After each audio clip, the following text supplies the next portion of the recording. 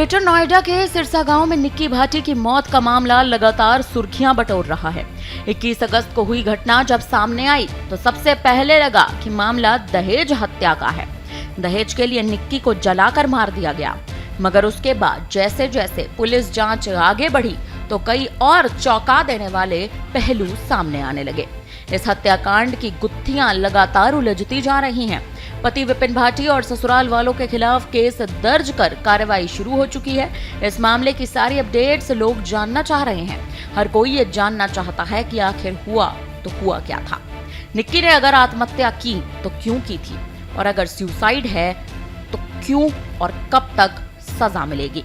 इन सब के बीच निक्की ने आखिरी पलों में क्या कुछ कहा है, अब वो सच भी सामने आ चुका है।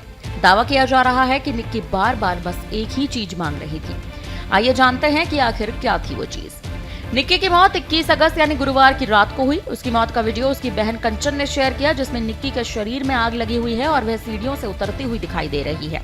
कंचन की शादी भी ग्रेटर नोएडा के सिरसा गांव के उसी परिवार में हुई और वह निक्की की जेठानी है।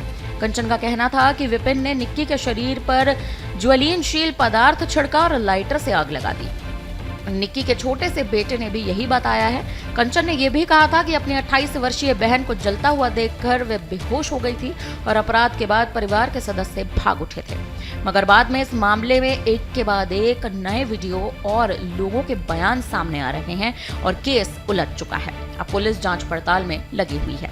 इसी बीच आरोपी पति विपिन भाटी के चचेरे भाई देवेंद्र ने एक बड़ा दावा किया है। उसने बताया कि निक्की मरने से पहले क्या कुछ कह रही थी। देवेंद्र का कहना है कि वे विपिन के माता पिता के साथ निक्की को अस्पताल ले गया था। इस दौरान निक्की सिर्फ यही कह रही थी कि उसे घुटन हो रही है, साथ ही बार बार पानी मांग रही थी। इसके अलावा निक्की के चचेरे देवर ने यह भी दावा किया है कि जिस समय घटना हुई उस समय विपिन घर पर नहीं था, वह एक स्थानीय दुकान के पास था। इधर निक्की को जिस अस्पताल में भर्ती कराया गया उस अस्पताल की रिपोर्ट्स भी सामने आ चुकी हैं। उसमें बताया गया है कि निक्की की मौत सिलेंडर फटने के कारण आग लगने से हुई है।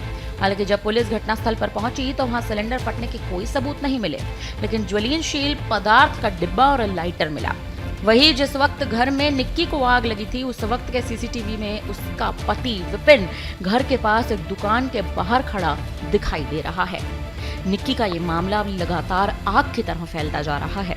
सवाल उठ रहे हैं कि आखिर इस मामले में असल आरोपी कौन है। विपिन भाटी गिरफ्तार हो चुका है, लेकिन अभी तक इस मामले का कन्फेशन उसकी ओर से नहीं आया है।